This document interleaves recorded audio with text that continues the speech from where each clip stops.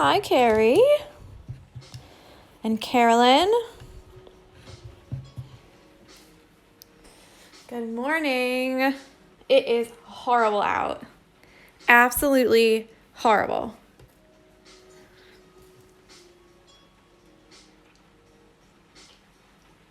I've had to turn the lights on because it's just so bad. Right, so today we're going to do this one. And I've picked some bright colors for it. I'm not sure if I'm going to do the brighter green or kind of a darker green for the stem.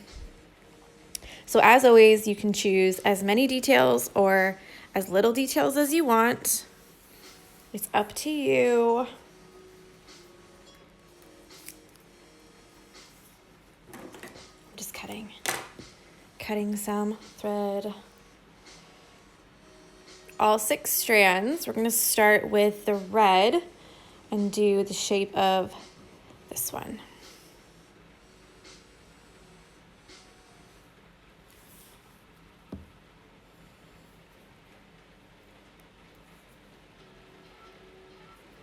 Just turn the music down a little bit.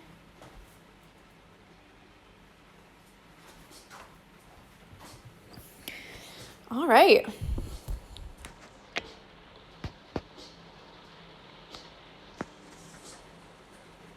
Goodness, it just won't stop today.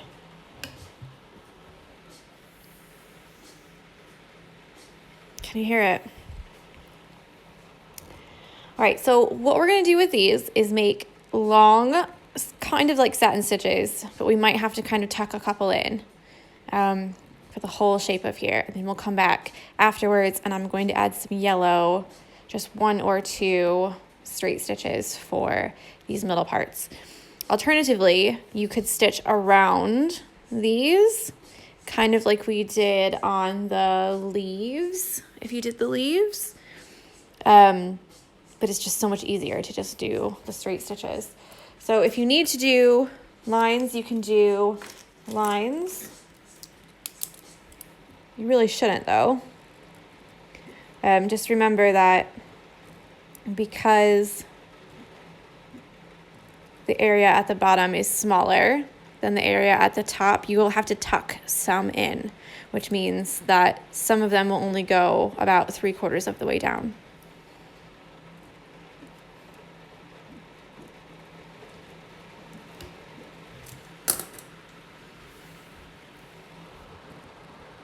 So let's get started.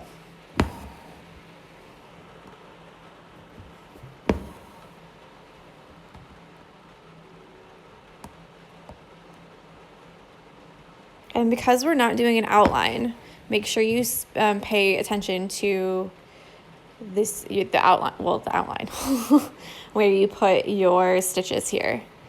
Because if they are a little bit wonky, then you're gonna be able to see it. Good morning, George.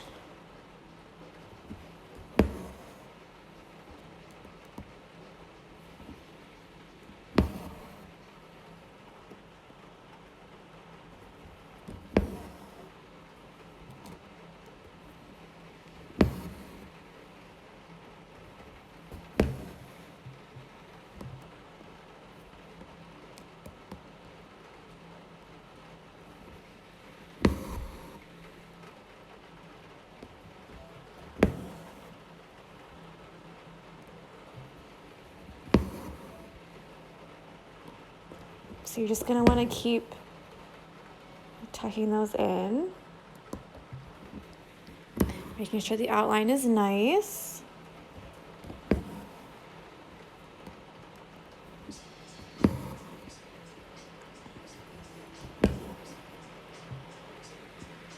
I think that's enough for that one.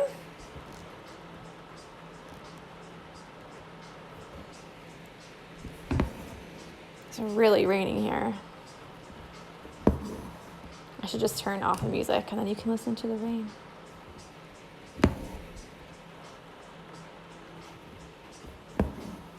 These kinds of days though, like they make me so sleepy. Anyone else find that they just get so tired on the rainy days?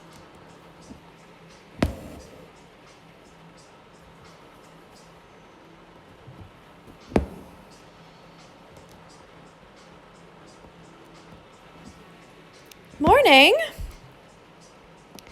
How are you?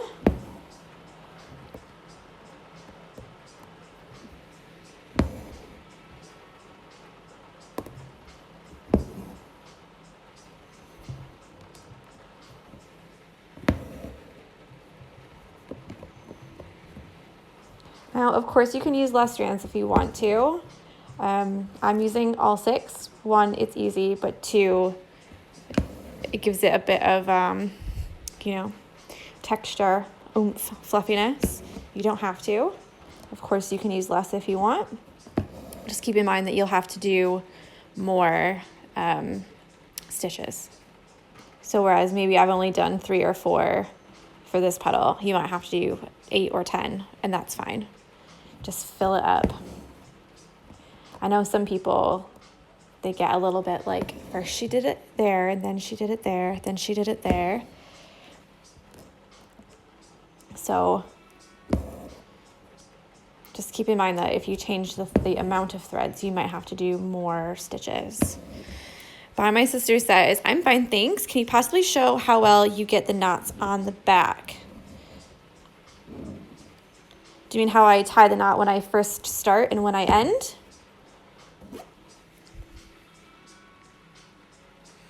I think that's what you mean. So when I first start, I've just done a little knot here. And then for this one, you can either do like I've started, like when I started the knot, and just do, let me zoom out so you can see it.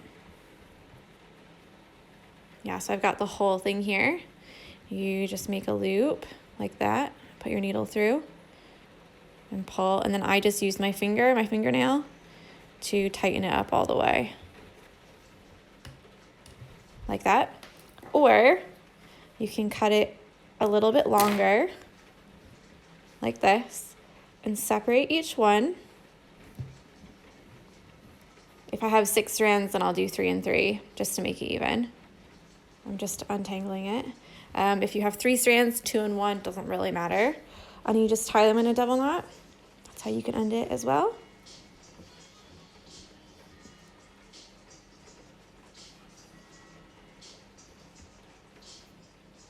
Like that. I know some people, when they start their embroidery, I know I've said it before, they don't actually make knots. They just kind of hold it on the back, and then at the end they tie all their knots. I find that it gets a little bit tangled that way for me, so I don't do that. And then when I start, I just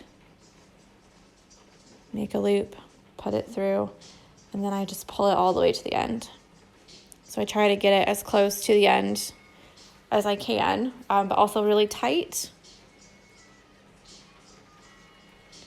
So I'll always pull it a couple of times like that, just to make sure that it's really nice and tight. If that's what you meant, then there you go. If not, let me know, and I'll show a different way. Or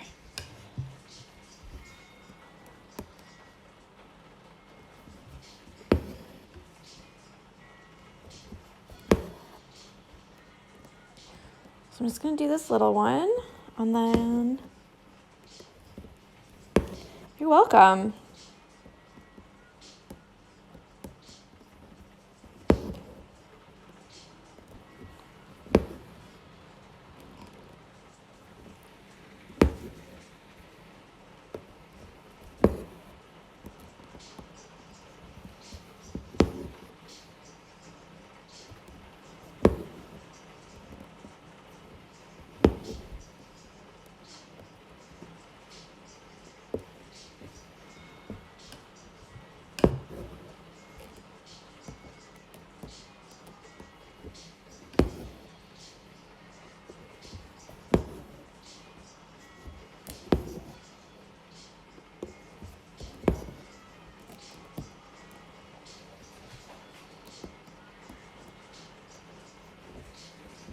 Poor Jessie this morning woke up and was like, oh no, we're not going for a walk. That's a bummer. And then she always goes to the bathroom, like when she first wakes up, pee and poop. And it's just like pouring down rain, and she's just like pooping out there. Poor girl, looking miserable, soaking wet, just looking at me like, this is not fair.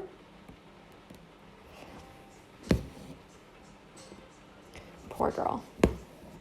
And then she went upstairs and she went back to bed. So there you have it. Good morning.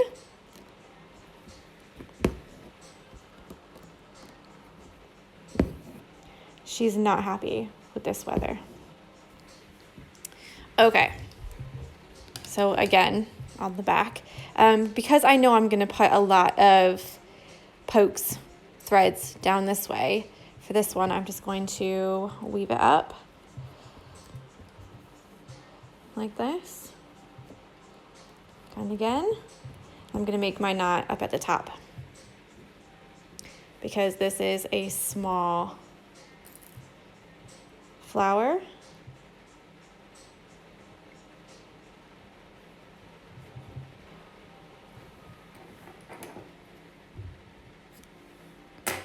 So that's something that you can kind of think about as well, is that if you know that you're going to have a lot of pokes around here because we're putting the highlight in and we're going to put a little stem on there, you can always strategically move your knots. So just because you end down here at the bottom doesn't mean that you have to put a knot there. You can always weave it, like I did, through some other threads and put a little knot on the bottom. So this one, there's actually a little tail, so I can move it with my finger when I'm stitching down there. Tips and tricks. I'm full of them.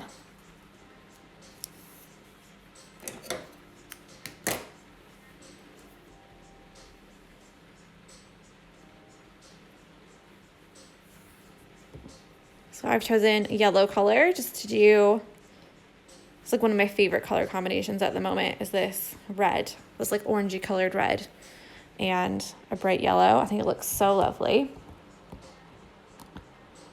So I'm just going to add some straight stitches, 1 or 2 depending on how many you want, for each of these little petal bumps. Again, it's up to you. If you want to do 2, you can do 2, make it a little bit thicker.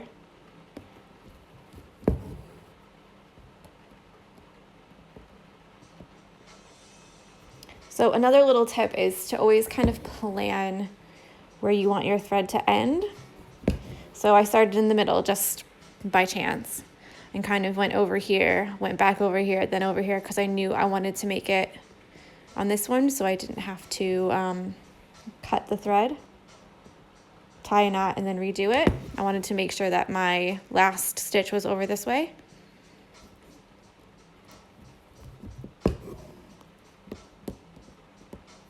Always be thinking.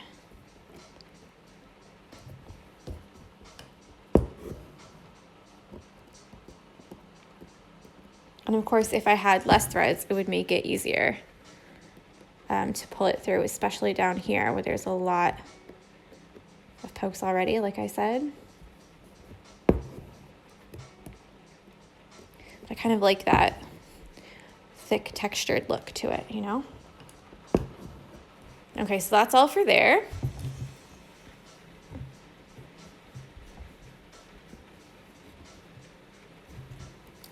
And now we're going to use 3 strands of whatever color you choose next. So I've pulled both of these. I could do 2 strands or 1 strand of each, or 2 strands of one and 1 strand of another, but do I want the bright color? Where's Meg today? She must be busy. Or do I want the darker one?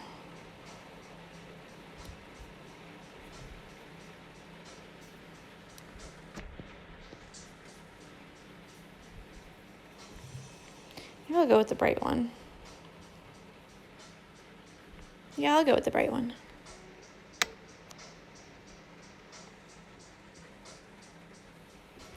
Okay, so we separate this into 3, 2 if you want, but 3 should be fine, really. Yeah. And we'll do some straight stitches up close by the flower, and then we'll do some back stitches around the rest of it. Now, actually, in the sample, I've not done this leaf. So you can choose if you want to do 3 leaves or 2 leaves.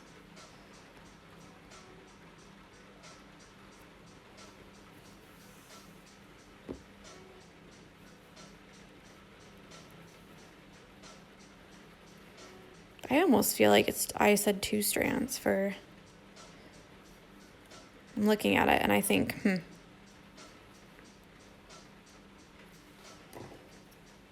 think 2 probably would have been better. But we'll see. Learning, am I right?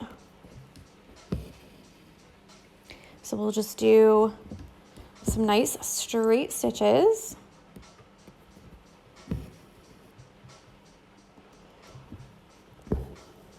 And for these ones, we're just really filling a shape. So you can say it's a satin stitch, but I'm not really making like a rhyme or reason to it, if you know what I mean. I'm just making some straight stitches until the shape is filled. Which, let's be honest, that's pretty much what satin stitch is anyways.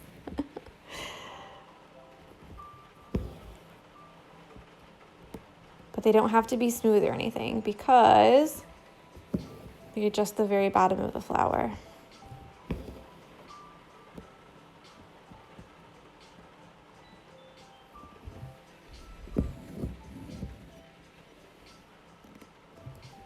Bianca says, good morning. I wonder what is the difference between good thread and the cheap one? I know a lot of the good thread, like the Anchor thread or the DMC thread, is color fast, meaning that it won't fade or bleed when you get it wet. So some pens, so I use the Frixion, I can never say it right, but it's the Frixion. Frixion heat erasable pen, and they come off with heat. But there are other pens, and I used to have them all right here next to me, but I put them away. There's like a blue one and a purple one that they go away with water. So if you get your embroidery wet to erase the pen marks, sometimes the cheapy threads will bleed. So the color will come from there and get all on your fabric. And it just depends. Sometimes they do, sometimes they don't. I know some reds are like notorious for being the color that will normally bleed. I know that sometimes the cheap threads will get fuzzy faster. So as you're working with them, even just doing back stitches like this, the actual thread, I don't think I have any with me. Like the actual thread will get like really fuzzy. Like you can see the fibers kind of starting to come off. And actually I have some old thread in my box. It's not that it's bad thread, it's just that I've had it for a really long time. Because after I put the threads on the clothespins, I just throw them in a box. They don't like hang on the wall or anything like that. So the more times that they're kind of aggravated and agitated and kind of touching other things, they'll become furry. That's the only way I can describe it. Let me see if I can find one for you real quick, because then you'll know exactly what I mean. So this is the box. Yeah. So some of the ones at the very bottom, like that I don't use very often. Oh my God, can you hear that?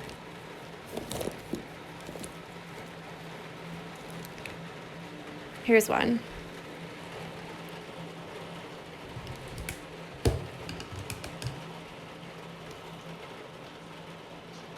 Can you tell it's like got this like fur on it? Like that. You can almost pull it off.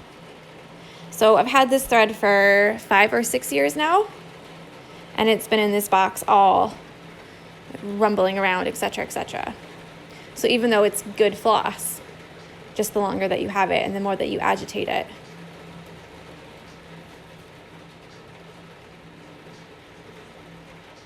Yeah, I don't know if you can tell when it's off, but it does have like little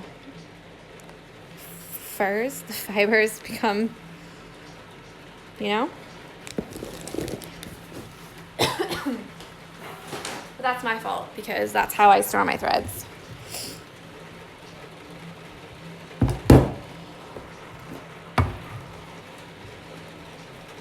But I think if you're practicing and you don't really want to sell your embroidery or anything, like if you just like the colors and you want to practice, I mean, by all means, get some cheap thread and just try.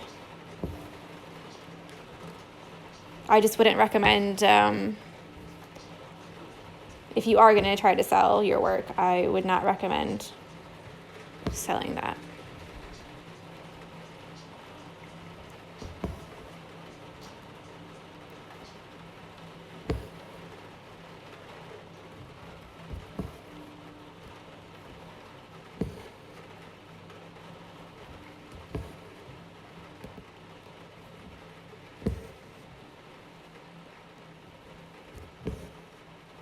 So I'm just doing a back stitch around each of the leaves. I think I'm going to leave that other little leaf and blow dry it off. So you can choose if you want to do it or not. But I think it's just a bit too much. And I'm going to add a little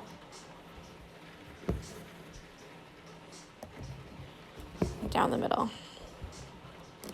Because why not, right? Bianca says, okay, I understand, thank you. I love the noise of the rain. I know, I tend to go on and on and on, don't I?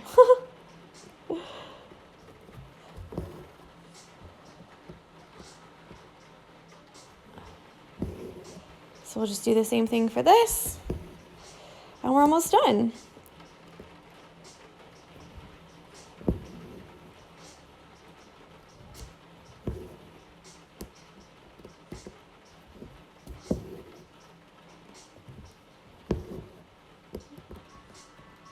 And I'll do the other leaf as well. This one, I'll stitch that one.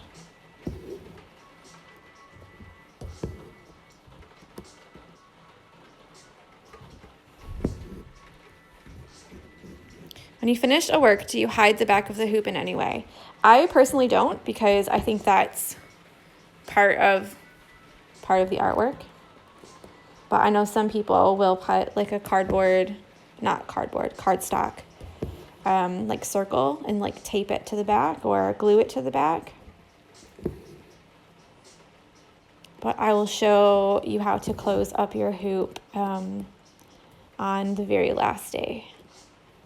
Show how I do it.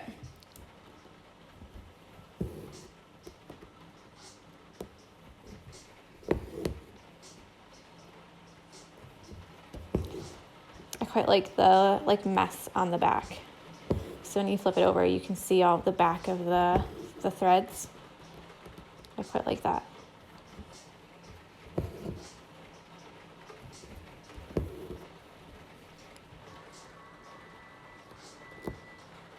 What is that? It's like yellow.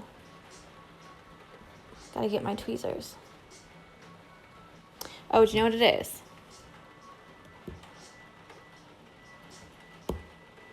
It's my thread from the yellow. Yeah. Okay. So there we go, ladies and gents.